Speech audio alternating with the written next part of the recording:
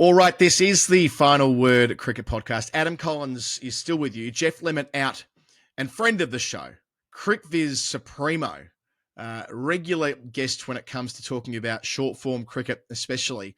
Ben Jones joins me for our first of what will be about 17 weekly editions of an IPL wrap. Good morning to you, Ben. It's great to have you with us. Good morning, Adam Collins. Like for like, Jeff out, me in. I have been subbed in due to Jeff's pathological hatred of short form cricket, and I'm delighted to be your insight into what's happening in the real cricket on the other side of the world, far away from where both of us are. Well, here's Me my in logic. Shropshire, you in central London, me wishing I was with you. So. Well, yeah, indeed. I was Googling last night where the safest places to live in England are after watching Adolescence, which is a whole different thing. And Shropshire did come up. Now, look, what I thought I'd frame this as, Ben, is I don't watch the IPL. And I don't want to pretend that I do. Historically, Jeff and I have done IPL wraps, which we've conceded have largely been wraps of the scorecard, right? You know that game that was a bit of a big deal online like 6 or 7 years ago, the Mariah Carey game in December, where the whole thing is you have to not hear any of All I Want for Christmas Is You beyond like one word of it or something. And if you hear it, you're out of the game. I'm doing a similar thing with the IPL. I'm trying to see how long I can stretch it without watching a ball of the IPL, right? Could be fun. We talked about it on the pod the other week. Now that you've got your contractual obligations with Glenn's book out the way, you can just abandon it altogether. So. Look, I'm sure Glenn will tell me what's going on. I'm sure I will know what I don't mind checking scorecards. I'm across what's happened, broadly speaking, over the weekend. It's just the discipline of watching it. It's for other people. However, I still want our listeners and our viewers to have a grasp of what's happening. So who better to come to than you? Like the first story that jumps out at me from the IPL this week was the fact that saliva is back. The fact that we'll be able to shine up these cricket balls properly again after the COVID bans. I think it's 5 weeks today since 5 years rather today since that first lockdown kicked in. And everyone's talking about putting saliva on cricket balls. It's in the national media. Mateless is doing it on the podcast. Yeah, it's a big deal. I'm waiting for my call up. I'm waiting for my news agent's call up with Lewis Goodall right now about cricket balls. But I guess it made sense, the saliva thing back when it was, what was the terminology that Boris Johnson, the vector of disease or whatever it was when, and we didn't really know as much about it as we do now. Then the ICC got all heavy-handed in 2022 and made it a permanent ban, a perma ban. Those things that sometimes happen on social media and get revoked when there's a change of government. And I know it's kind of disgusting, but saliva does help with shine. It does help with making the ball move. And the IPL have very astutely said, let's bring spit back and try and rebalance bat and ball. It's not worked so well in weekend one, but I admire their ambition, Ben. Yeah, I mean, I think it's one of those where I think at the level of cricket that you play, I'm not going to say we play because I'm far worse than you, and your endeavours in this 2025 summer are one of the great subplots, obviously. I think at club level, it makes a lot of difference when you're hooping it out the hand. Not to be boring, but looking at the data, there's actually very little evidence that saliva makes a big difference. There's been no change since they introduced the perma ban. It has the vector has remained broadly the same, diseased or otherwise. So I think it's a little bit of optics. I think it's a little bit of, hey, look, we're giving something back to the bowlers. We treat them like human beings too. There's Tim David's batting at 11, but we're allowing them to like hop tour on the ball. But it's essentially, I think it's more about being seen to do good rather than necessarily actually making a difference to them. Okay, that's good context. So what we're going to do here, week in, week out, you are going to provide the briefing to the man or woman, to the boy or girl who has not had the ability to watch the IPL. You're going to be the eyes and the ears for them. I thought we'd use that really innovative way of doing 6 things, because there are 6 balls in a cricket over. So you can give me 6 things each week, which the outside world needs to know about the Indian Premier League, acknowledging what a huge part of the calendar it occupies. Given there have only been 3 games, though, or a version of that, let's go back to how overs were when Test cricket first started. Let's go to 4 balls for the first over for the 3 games. So you tell me, acknowledging that all I've really seen is someone got hit for 300 and Archer got hit for 80 odd. Tell me the bits that are going to make sense to me and hopefully make sense to our audience as well. What's ball 1, Ben? Okay, so ball 1, I know that you've been talking about Adolescence as your TV show of the moment, but mine of the moment is Severance. I'm knee deep in Mm, Severance. It's the best show on TV. mm, The principle of which is basically you flip your entire personality almost instantaneously due to a bug in your brain. That's what's happened to RCB. RCB have been severed at the mega auction. So we've known RCB in their entire history. They're wham bam, thank you, man, big sexy hitters, no bowling, thank you very much.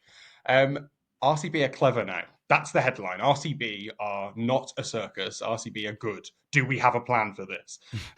So they play their opening game of the league on Saturday against Kolkata Knight Riders, who are obviously the champions.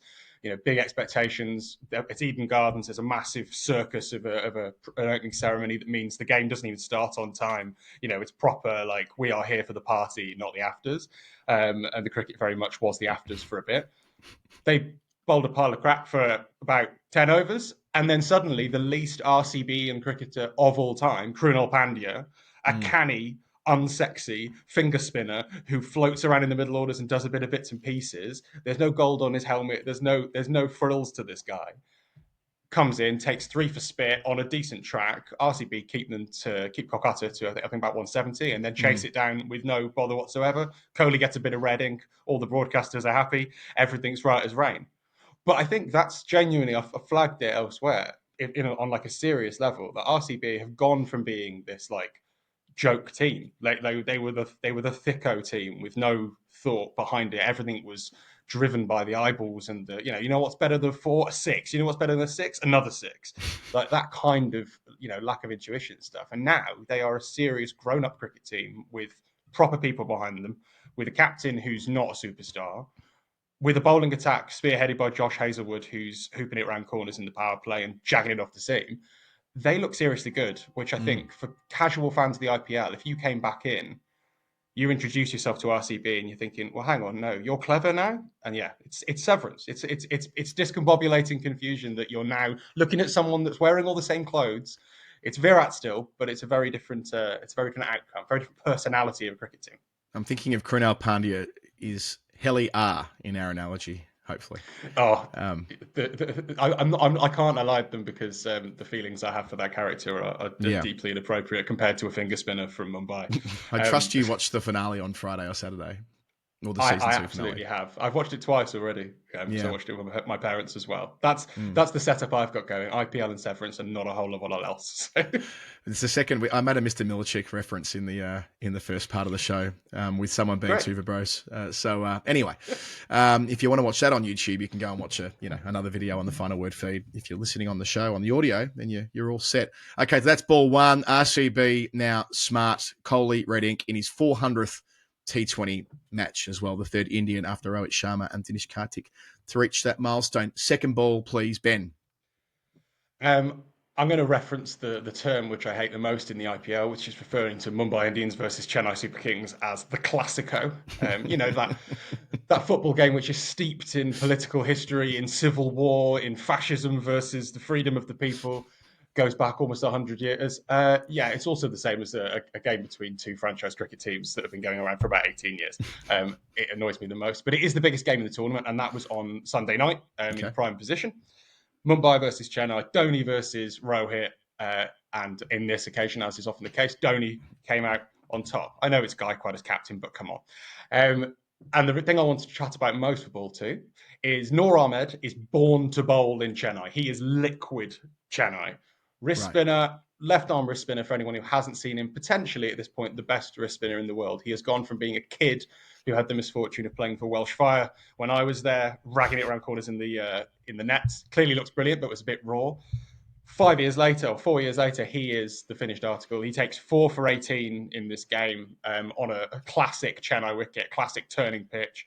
He rags one past the outside edge of Surya Kumar Yadav just as he was about to let fly, drag Mumbai back into the contest. Absolutely electric bit of keeping from MS Dhoni to stump Surya. It's only like the third time in his career that that's happened. And obviously the internet has gone absolutely berserko crazy for a bit of glove work, but it is a good bit of glove work, to be fair to him. But I just think, alongside Ashwin and Jadeja, they've got the band back together with spinners. Noor's this kind of young, like blossoming talent on a pitch that is essentially designed, unlike every other pitch in the IPL to be good for spin, to be good right. for his kind of bowling particularly. So they've got Ashwin Jadeja and Noor Ahmad all in the same 11. Exactly. All Wow. with Dhoni standing almost in front of the stumps. It's barely bouncing above anyone's knee. It's grotty, it's gross, it's classic chap out cricket. But I love it because every other game in the IPL is 280 plays 270. This is proper scrapping in the dirt for your life kind of cricket, and I love it. Did Dhoni It's also did Dhoni get any runs? That is. yeah, he got none of 2 balls, but saw them home. It was a majestic finish from the great man, but it was very much done from the other end. Everyone was happy. He got to walk out. He got his big cheer. Is this his last year? We'll be saying it for years to come. But it worked. It did the eyeballs that was necessary. The other thing I feel like as like a little quirk for if we're looking for casual hooks into this game, into the Classico. There were 7 wickets taken by left-arm wristies in this game because Noor got 4, and there's a lad, Vinesh, who played for Mumbai, who's a kid. It was his first proper professional game, really, and he took 3 for. So we had 7 wickets from left-arm wristies, most ever in a T20 match, but from anywhere in the world. So for people who like that kind of I'm not to kink shame people, but the weirdest form of cricket there is, left arm wrist spin. And stick the highlights on and have a look because there's plenty to enjoy. There you go. If you like your Linford Christies, that's the place to look. I suppose that to go back to Dhoni, you see the Jame Egan at the end with the model that who'll be rolled out year after year. Yeah, it's an animatronic Dhoni with Ruturaj Gaikwad. No, I guess the Gaikwad would be the animatronic, but it's Dhoni's mind implanted inside it. Yeah, maybe this No can be spoiler. I don't think that constitutes a spoiler. There was so much happening. What if it does? Watch it. You'll enjoy it. I'm enjoying this. No one's going to regret it. Ball 4 of a weekend of cricket I haven't seen. What do I need to know? Ball 3, mate. You've skipped one. Ball 3. The umps they've not passed one. Shit. Through there. Yeah, one short. The other game, and it was very much like the other game of the weekend, was Sunrisers Hyderabad, runners-up last year, at home against Rajasthan Royals.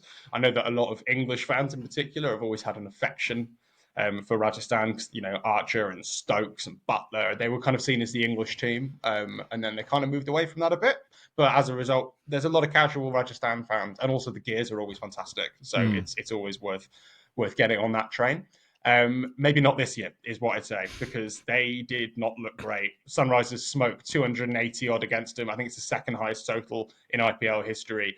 And as you referenced earlier, Archer, who is still with Rajasthan, goes for the most expensive figures in IPL history. And that's the third ball is Rajasthan really need to fix Archer for England, particularly, because he is a shadow of his former self in T20 cricket at the moment. He's actually done, since his ODI comeback, he's been all right. Like, his record there has been quite good. And he's contributing with the bat, even while England have been awful in that form. He has been contributing, but in T20, he's really struggled since the start of the 100 last year. Another competition that I know you're glued to. He really hasn't been on it. He's averaging, I think, 31 with the ball. He's going at almost 10s, and yeah, according to our CricViz metrics, he's basically like the worst regular bowler in T20 cricket going around at the moment. Which for a guy who built a deserved reputation as maybe the world's best T20 quick, fighting Bumrah for quite a long time. That seems silly now, but for a while that was a thing. He has fallen off. I think a lot of it is like he can't swing the ball away anymore. His new action that he's had to, a lot of people have spoken about it. He's had to change his action to get on the park. He's not been able to play cricket, and so he's tweaked it. But now he can only bring the ball back in. That's changed him as a bit of a threat, particularly up top.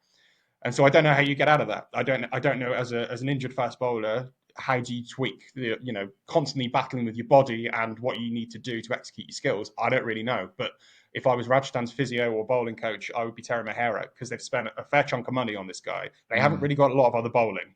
They've barely got anything else, hence why they've just gone for 280 in 20 overs of cricket. If Archer doesn't come good, they're in trouble because they've gone all in on an overseas bowling attack. They've only got one overseas batter, Shimron Hetmyer, in the entire squad.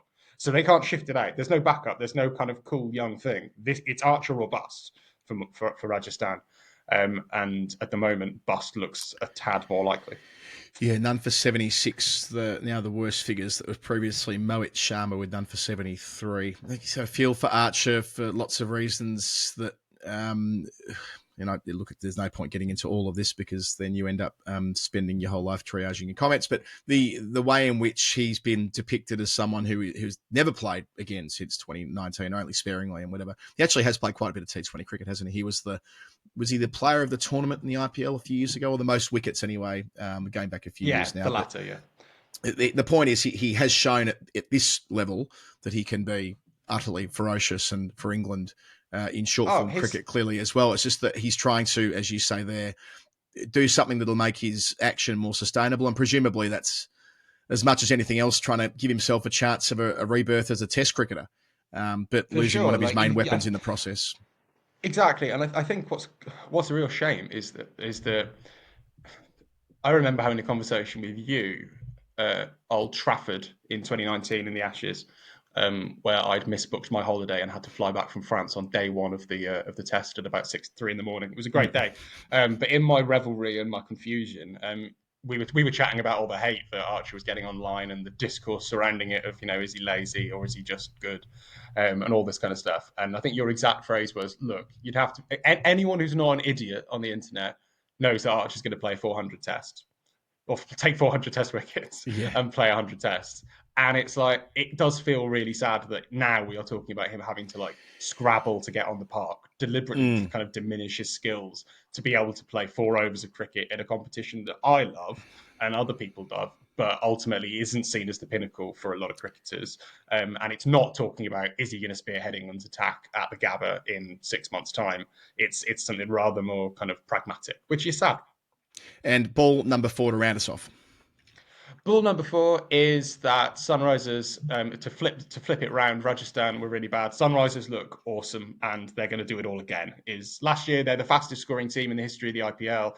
Travis Head and Abhishek Sharma trying to hit every ball for 6. And I don't mean that hypothetically. They are literally trying to hit every ball for 6. They score 500 runs. They score them at almost 12 runs and over.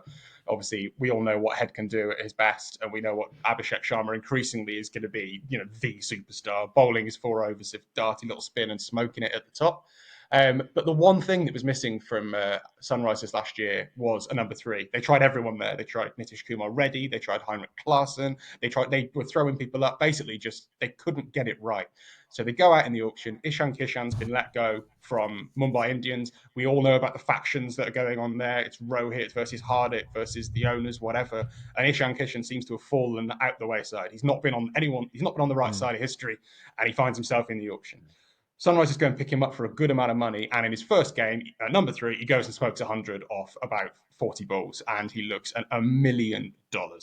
And suddenly, you're taking a side that were the fastest scoring batting order in the history of the tournament, and you stuck a kid there who can smoke pace, whack spin, reverses laps, does everything, is young and hungry with a point to prove, and they suddenly look even better. I think Sunrisers could be the side to watch, not in terms of giving them a tip. They got to the final last year. Everyone knows they're amazing. But if you're going to stick the IPL on for half an hour a week, do it when Sunrisers are batting, because it's insanely fun. And then it gets quite boring when the other lot have a go at batting because they never chase it down. I do wonder how quickly it'll be before the 300 threshold is not just passed, but that becomes a new benchmark. It felt like 250 for a time was something that would happen very occasionally, but very special when it did. It feels like we might be within days of that being breached in the IPL, right?